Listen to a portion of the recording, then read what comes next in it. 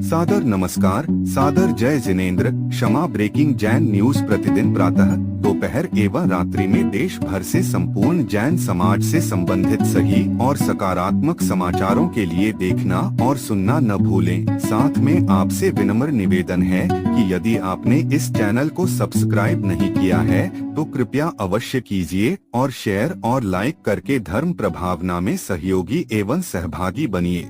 अर्पित Jain deputy commissioner police Gurgaon का सवाल कि कैसे हो ऐसा क्रांतिकारी कार्य की संपूर्ण विश्व में रुक सके जीवों की हत्या, क्या बोले भोपाल में विराजमान आचार्य श्री शिष्य जैन मुनि श्री प्रमाण सागर जी महाराज। अब अपने बीच में आज अर्पित जी जैन आईपीएस गुड़गांव से यहाँ पर उपस्थित है। वे अपना प्रश्न भी गुरु चरणों में रखेंगे, लेकिन उसके पूर्व मैं चाहूंगा यहाँ की कमेटी से प्रेमचंद जी प्रेमी शिरोमणि संरक्षक गुणायतन और सुदर्शन जी पिंडरई, वे वहीं पर उनका सम्मान कर देंगे। आप लोग जोरदार तालियों से अर्पित जी जैन आईपीएस का सम्मान कर देंगे। वरिष्ठ आईपीएस अधिकारी जो जैन समाज के लिए हमेशा समर्पित रहते हैं, ऐसे अर्पित भाई को जब याद करो तभी वे बड़े बड़े काम किए हैं। अर्पित जी के पास माइक पहुंचाएं, वे अपना, हाँ, उनके साथ में जो उनके मित्र भी आए हैं उनके लिए भी एक बार जोरदार ताली बजा दी। सम्मान की श्रृंखला में आप लोग भी अपना योगदान दे दें। और उसके बाद में तैयार रहेंगे डॉक्टर शैलेश जी जैन भोपाल। पूज्य मुनि द्वय को कोटि कोटि नमोस्तु।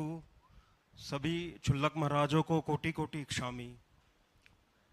महाराज, हमारे जीवन में तो संस्कार है कि सभी जीवों के प्रति करुणा का भाव रहता है और हमेशा ऐसा जीवन शैली रहती कि सभी जैन लोग या कि किसी भी जीव को कष्ट ना हो। लेकिन अभी अगर हम समाज में देखेंगे और विश्व में देखेंगे तो जीवों के प्रति करुणा समाप्त होती जा रही है। जैसे कोई भी जीव जिसको काटने के लिए पाला जाता है तो उसका पूरा जीवन ही पीड़ामय बीतता है। एक मुर्गी है, वो फार्म हाउस में पैदा होती है, छोटे छोटे पिंजरों में जाती है और जाके वो कट जाती है। तो ना सिर्फ जीव हत्या बल्कि करुणा की हत्या हो रही है। तो महाराज जी, मैं बस यही जानना चाहूँगा कि हम छोटे स्तर पर तो प्रयास करते हैं कि जितना जीव दया की प्रवाह ना हो, लेकिन ऐसा क्या करें कि क्रांतिकारी रूप से पूर्ण विश्व में जीवों के प्रति जो उनके प्रति जो कष्ट हो रहे हैं या उनके प्रति जो करुणा के भाव की समाप्ति हो रही है उसको हम समाप्त कर पाए। नमस्ते महाराज। पहले तो मैं चाहूँगा अर्पित जी का आप सब जोरदार करतल ध्वनि से अभिनंदन करें।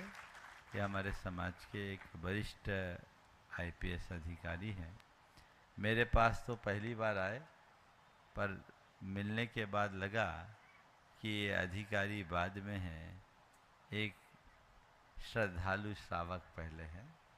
और मुझे ये सुनकर बड़ी प्रसन्नता हुई कि ये नित्य स्वाध्याय भी करते हैं। एक आईपीएस अधिकारी गुड़गांव में एसपी के पद पे है ना, डिप्टी कमिश्नर पुलिस के पोस्ट पे अभी गुड़गांव में पदस्थ है। पुलिस के नौकरी कितनी व्यस्तता भरी होती है, लेकिन एक पुलिस अधिकारी भी स्वाध्याय के लिए वक्त निकालता है तो सुन कर के मन बड़ा प्रमोदित होता है। अभी इन्होंने बताया महाराज मैं स्वाध्याय कर रहा हूँ और आपकी भक्तामर की पुस्तक पढ़ रहा हूँ। ये भावना है तो मैंने इनको कुछ पुस्तकें और भी दे दी, बोले ये और पढ़ो। ये भावना लोगों को रखनी चाहिए और लोगों को प्रेरणा लेनी चाहिए कि यदि हमारी प्रायोरिटीज सुनिश्चित हो जाए तो व्यस्तता कभी बाधा नहीं बनती। आपने जो सवाल किया वो बहुत अर्थपूर्ण है। वर्तमान में आपने कहा करुणा की हत्या हो रही, इसकी जड़ क्या है? इसकी जड़ एक ही है, संवेदनहीनता की वृद्धि। संवेदना दिनों दिन क्षीण होते जा रही है, लोग घोर असंवेदनशील होते जा रहे हैं। हमें चाहिए कि हम हर व्यक्ति के हृदय में प्राणी मात्र के प्रति संवेदना जगाएं। ये एक आध्यात्मिक क्रांति के बदौलत ही संभव है। कानून से ये सब चीजें नियंत्रित नहीं हो सकती। भगवान महावीर ने जो आत्मशाम्य की बात हम सबके लिए कही, आया तुला पयाशु, सबको अपने समान देखो की भावना, ये जो भगवान ने हम सबके लिए दी, वो भावना हम व्यक्ति व्यक्ति के हृदय में जगाएं कि जैसे मेरी आत्मा है वैसे अन्य प्राणियों की भी आत्मा है, जैसे मैं जीना चाहता हूँ वैसे ही अन्य प्राणी भी जीना चाहते हैं, जैसे मुझे सुख प्रिय है संसार के अन्य प्राणियों को भी वैसे ही सुख प्रिय है, जैसे मैं मरना नहीं चाहता तो संसार के अन्य प्राणी भी मरना नहीं चाहते। इसलिए मेरा एक कर्तव्य है कि जियो और जीने दो। सह अस्तित्व की भावना का ये सबसे ज़्यादा व्यवहारिक रूप है। जैसे जैसे ये सह अस्तित्व की भावना विकसित होती है, संवेदनशीलता व्यापक होने लगती है, और जब हमारी संवेदना व्यापक होती है तो हमारे जीवन में अहिंसा और करुणा के स्रोत फूटने लगते हैं। आज बढ़ते हुए शुष्क बुद्धिवाद की गर्मी ने हमारी संवेदना को भाप बना के उड़ा दिया है। मनुष्य पूरी तरह से अब व्यक्तिनिष्ठ न होकर वस्तुनिष्ठ हो गया है। प्रेम, परस्परता, आत्मीयता, करुणा, दया, क्षमा और अहिंसा जैसे उदात्त जीवन मूल्य हमसे छिटक कर दूर चले गए। हम उस तरफ जागरूक हों और अपने जीवन को तदनुरूप ढालें जिससे जीवन को बेहतर बनाया जा सके। बहुत बहुत आशीर्वाद। और कुछ एक सवाल चाहो तो और भी पूछ सकते हो। बहुत सुंदर। एक बार फिर से जोरदार ताली बजा दीजिए अरविंद भाई के लिए। और उसके बाद में प्रश्न कर रहे हैं अपने बीच में डॉक्टर शैलेश जी जैन जो एमडी हैं भोपाल से ही, और उसके बाद तैयार रहेंगे विवेक जी जैन सिंगापुर। एक मिनट अर्पित जी कुछ बोलना चाहेंगे, उनको माइक फिर से दो। हाँ महाराज जी, मैं एक तो जो हमारा गुरुकुल बन रहा है तो उसमें मेरा भी जो भी सहयोग हो तो मैं 24 घंटे सातों दिन उसके लिए तैयार हूँ। बहुत सुंदर, बहुत सुंदर। और मैं भावना की बात करूँगा कि जब आपकी ये देवदर्शन की भावना हो तो अपने आप महाराज वैसे संयोग बन जाते हैं। तो जैसे कि मैं अभी बनारस गया तो वहाँ पे 4 अपने तीर्थंकरों का जन्मस्थल ही है महाराज वहाँ पे। तो चंद्रपुरी करके एक जगह है। हाँ, तो वहाँ के हमारे दर्शन छूट गए, बाकी 3 जगह के हो गए थे। हाँ। और मन में बड़ा वो हो गया कि अपने दर्शन नहीं हो पाएंगे क्योंकि ट्रेन थी 2 बजे। पर मन में बड़ी पीड़ा था कि वहाँ जाना था, मालूम नहीं साल 2 साल में कब आ पाएंगे।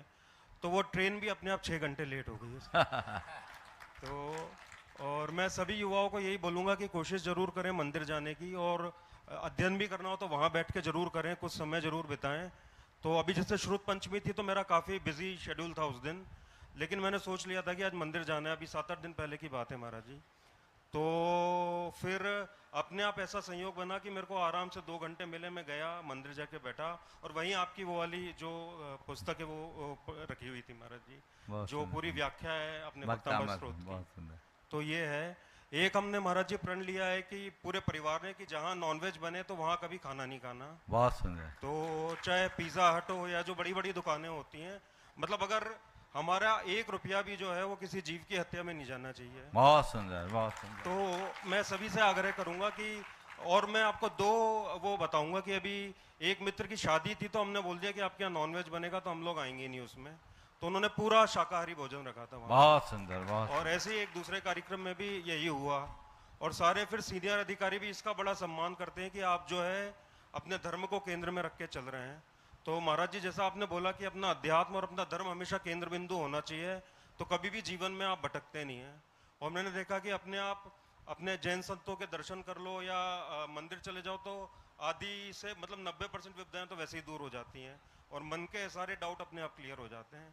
तो बहुत ये जरूर हम लोग अपने जीवन में जो है धर्म को स्थान दें, और सामाजिक रूप से भी वो धर्म दिखना चाहिए, तभी लोग उससे प्रेरित होते हैं। बहुत सुंदर। देखिए अभी अर्पित जी की बात आपने सुनी, मुझे इनकी एक बात बहुत गहरे तक प्रभावित की। इन्होंने कहा किसी नॉन वेज होटल में नहीं खाना बहुत मामूली बात है आम लोगों के लिए, हम नहीं खाते, लेकिन उसके पीछे की भावना बहुत कम लोगों को होती। मेरा 1 रुपया भी किसी जीव की हत्या में नहीं लगना चाहिए, ये अंदर की संवेदना प्रकट होती है तब होता है। अरे क्या हो रहा है, हम थोड़ी खा रहे हैं, ये जो सोच है बदलनी चाहिए। हमारे समाज के संभ्रांत लोगों में ये चेतना जगनी चाहिए। आज भी हमारे समाज के ज्यादातर संभ्रांत घरानों का वैवाहिक कार्यक्रम ऐसे ही 5 सितारा होटलों में होता है जहां नॉनवेज परोसा जाता है। और कई बार तो ऐसे कि जहां आपका विवाह हुआ 4 घंटे पहले दूसरे का विवाह हुआ, वहां नॉनवेज परोसा गया, कई प्राणियों की कराह वहां गूंजती होगी। आप एक सिद्धांत बनाइए, आप सच्चे अहिंसा प्रेमी हो तो, आपके अंदर प्राणियों के प्रति संवेदना है तो इस बात को अपने अंतस में गहरे तक बिठाइए कि मेरा एक पैसा भी किसी भी जीव हत्या के लिए नहीं खपना चाहिए। अंदर बिठाल दीजिए।